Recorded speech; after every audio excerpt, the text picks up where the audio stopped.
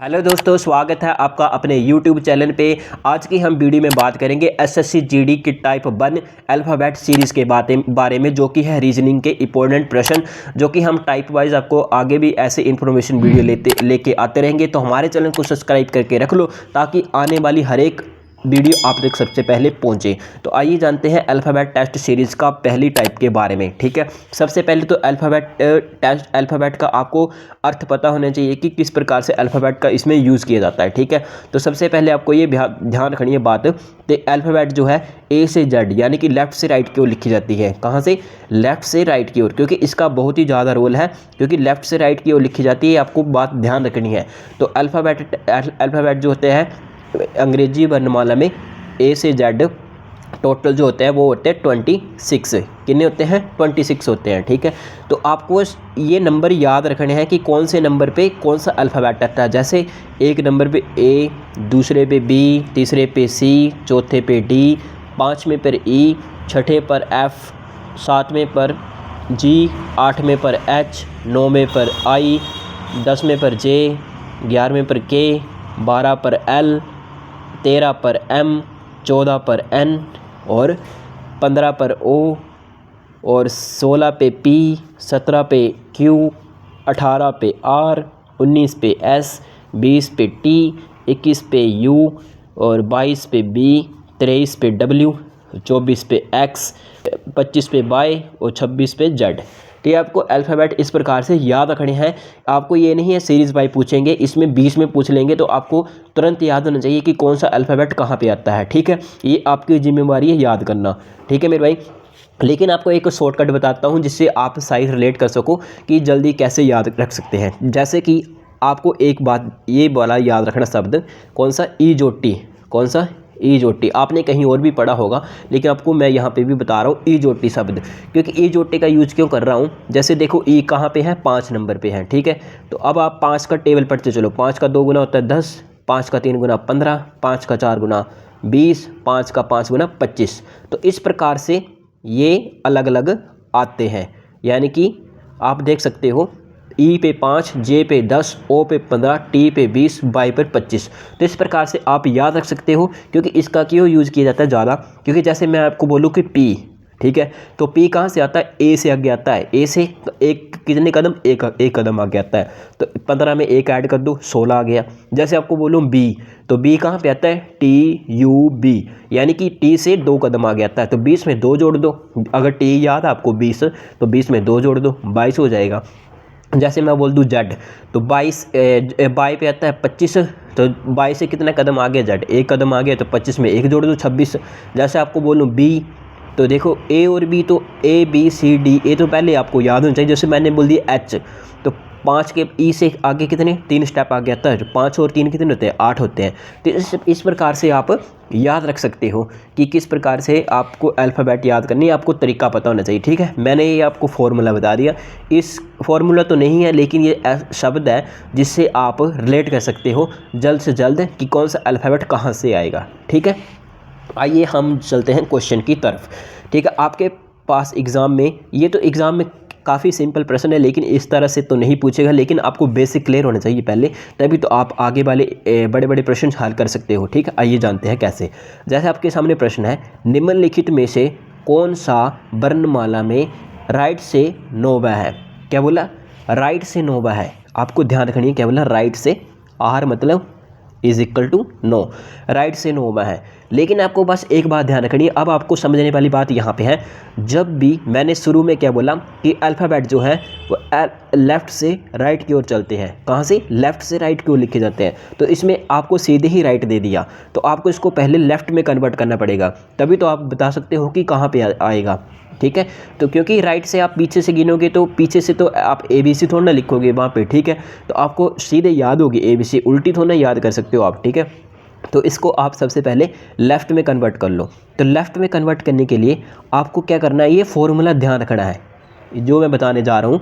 Left convert करने के लिए आपको करना होता है 27 में से माइनस करना होता है राइट को, यानी कि राइट का जो भी नंबर, जैसे यहाँ पे 9 दिया गया है तो यहाँ पे कुछ भी दे सकता है राइट का, 10 दे सकता है, 11 दे सकता है, 12 दे सकता है, 14 दे सकता है, ठीक है। आपको बस ये फॉर्मूला ध्यान रखना है कि लेफ्ट में कन्वर्ट करने के लिए हमेशा 27 में से माइनस किया जाता है, हमेशा 27 में से माइनस किया जाता है राइट वाले को, जो आपको क्वेश्चन में राइट दे रखा है, ठीक है। तो आइए जानते हैं कि कैसे।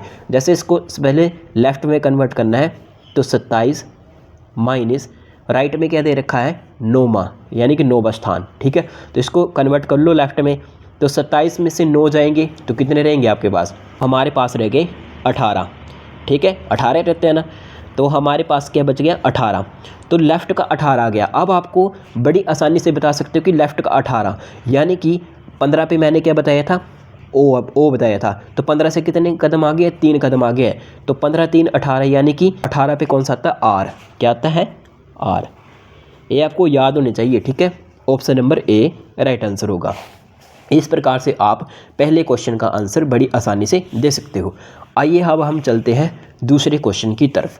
दूसरे क्वेश्चन में क्या बोला गया है, निम्नलिखित में से कौन सा अंग्रेजी वर्णमाला में दाएं से 15वां है। यहाँ पे दोबारा राइट दे रखा है, क्या दे रखा है, राइट, राइट से क्या बोला है, 15वां स्थान, ठीक है।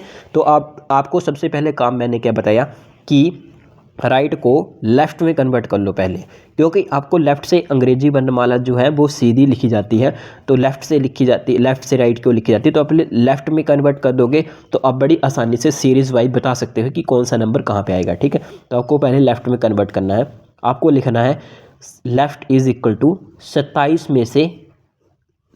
में से माइनस करने हैं जो राइट का दे रखा है। यही फॉर्मूले का यूज़ किया हमने नीचे भी, ठीक है, लेफ्ट में कन्वर्ट करने के लिए। लेफ्ट में एक ही फॉर्मूला यूज़ होना लेफ्ट को कन्वर्ट करने के लिए, 27 माइनस राइट, ठीक है। तो 27 माइनस राइट का 15 दे रखा है, इसको माइनस करेंगे तो हमारे पास आएगा 12, कितना आएगा, 12। ये किसका आया, लेफ़्ट का 12 आया, ठीक है। 27 में से 15 माइनस करेंगे तो हमारे पास आएगा 12। तो 12 पे कौन सा आता है, 12 पे आता है आपका जे के बाद जे आता है 10 पे, तो 10 से 2 कदम आगे चलो, के को न एल, तो एल आता है। तो ऑप्शन नंबर सी आपका राइट आंसर हो जाएगा, ठीक है। तो बड़ी आसानी से आपने 2 क्वेश्चन सॉल्व कर दिए। आई होप आपको यहाँ तक समझ आ रहा होगा। तो आइए अब हम चलते हैं थर्ड क्वेश्चन की तरफ। तो थर्ड क्वेश्चन में क्या बोला गया है, वर्णमाला श्रृंखला में निम्नलिखित में से कौन सा ई का विपरीत अक्षर होगा। अब आपको एक बात यहाँ पे और ध्यान रखनी है, ठीक है। अब आपको एक बात और ध्यान रखनी है कि पूछा गया कि ई का ओपोजिट, यानी कि विपरीत होता है ओपोजिट, ठीक है, ओपोजिट पूछा गया है। तो आपको ओपोजिट भी निकालना हो ना, मैं आपको बता देता हूँ, ओपोजिट भी निकालना हो तो आप यही फॉर्मूले का यूज़ करके निकाल सकते हो जो मैंने आपको बताया था, ठीक है। बस आपको क्या करना है इसमें से, जैसे आपको ओपोजिट निकालना है तो ई कौन से नंबर पे आता है, 5वें नंबर पे आता है। सबसे पहले आपको ये पता होना चाहिए ई कौन से आता है, 5वें नंबर पे आता है, ठीक है।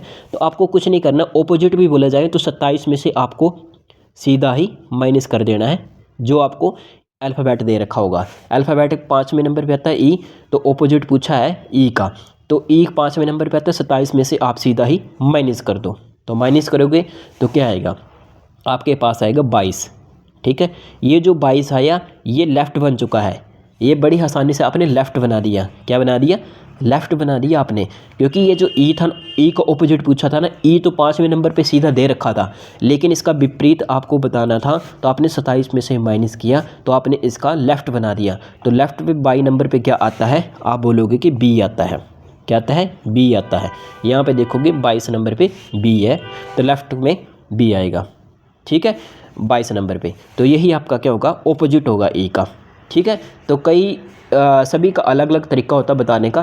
कई आपको बताते हैं सीधा डायरेक्ट कि ई का कोड वर्ड बता के आपको ओपोजिट याद करवा देते हैं, लेकिन कई स्टूडेंट्स को याद नहीं होता है। तो मैंने आपको ये तरीका बताया कि कई को रिलेट नहीं रहता एग्ज़ाम के वक्त, तो आपको जब भी विपरीत पूछा जाए, ओपोजिट पूछा जाए, तो जो अल्फ़ाबेट दे रखा है उसका आपको सीधा ही क्या कर देना है, और 27 में से माइनस कर देना, तो आपका ऑपोजिट क्या लेफ़्ट में कन्वर्ट हो जाएगा और आप सीधी अल्फ़ाबेट सीरीज़ में बता सकते हो कि 22 पे बी आता है, ठीक है।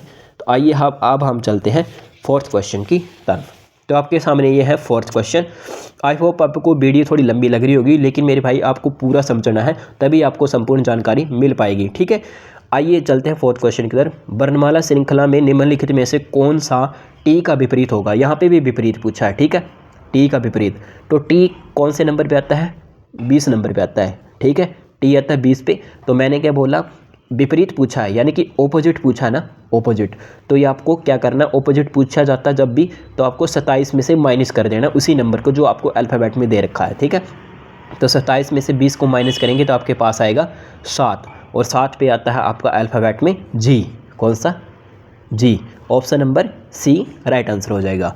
आई होप आपने बड़ी आसानी से इसको भी समझ गए होंगे आप ऑपोजिट कैसे निकालते हैं, ठीक है। आइए चलते हैं 5वें क्वेश्चन की तरफ।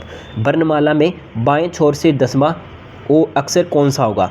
अब आपको यहाँ पे देखना क्या बोला, बायां। बायां किसको बोलते हैं इंग्लिश में, लेफ़्ट को। लेफ़्ट का 10th स्थान पे कौन सा होगा, 10वें स्थान पे कौन सा होगा। तो आपको अब इसको कुछ हाथ नहीं लगाना, इसको छेड़ना नहीं है, क्योंकि आपको लेफ़्ट दे रखा है पहले से, ऑलरेडी क्वेश्चन में बोला है लेफ़्ट से। क्या बोला है, लेफ़्ट से बोला है। तो आपको इसको कुछ नहीं करना, आपको छेड़ना नहीं है, बस आपको देखना है कि A to Z में 10वें नंबर पे कौन सा आता है, ठीक है। तो आप बोले 10वें नंबर पे आता है जे, ई जो टी याद रहे ना मैंने, तो जे आता है 10वें नंबर पे। तो बस जे आपका क्या हो गया, राइट आंसर हो गया। इसको कन्वर्ट नहीं करना है, क्योंकि ऑलरेडी मैंने लेफ़्ट में दे रखा है। अगर यहाँ पे राइट होता तो हम कन्वर्ट करते लेफ़्ट में, ठीक है। ये ऑलरेडी दे रखा है मेरे लेफ़्ट में, ठीक है। तो इसको हाथ नहीं लगाना, आपको सीधे इसको नंबर बता देना कि कौन से नंबर पे कौन सा अल्फ़ाबेट आता है, आपको सिर्फ टिक लगाना इसमें, ठीक है। आइए अब हम चलते हैं 6 क्वेश्चन की तरफ। वर्णमाला श्रृंखला में जी एंड, क्या बोला, जी और बाय के बीच में कौन सा अक्षर आएगा। जब भी मध्य में पूछा जाए तो आपको क्या करना है, इन दोनों का जी कौन सा नंबर पे आता है, 7th नंबर पे आता है, और बाय कौन से में आता है, बाय आता है आपका 25 में, ठीक है। तो आप इनको क्या करो, ऐड करो, 7 + 25, और मध्य में पूछा है तो डिवाइड कर दो 2 में, ठीक है। तो इनको ऐड करेंगे तो कितना आएगा, 7 5 होते हैं 12, और 2 1 3, और 2 से डिवाइड करेंगे तो आएगा कितना, 16, ठीक है।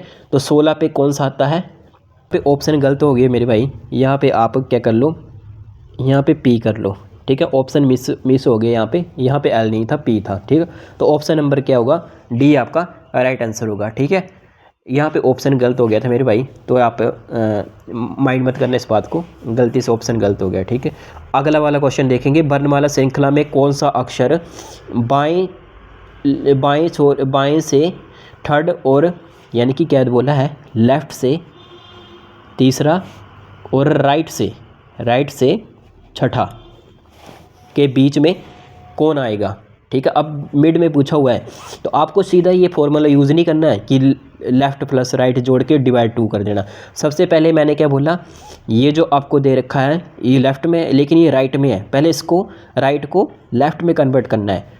तो राइट को लेफ़्ट में कन्वर्ट करने के लिए क्या करेंगे, 27 माइनस, और राइट वाला जो दे रखा है इसे हम माइनस कर देंगे, तो ये क्या आ जाएगा हमारे पास 21, कितना आएगा 21, ठीक है। ये भी लेफ़्ट में आ गया, ये भी लेफ़्ट में आ गया।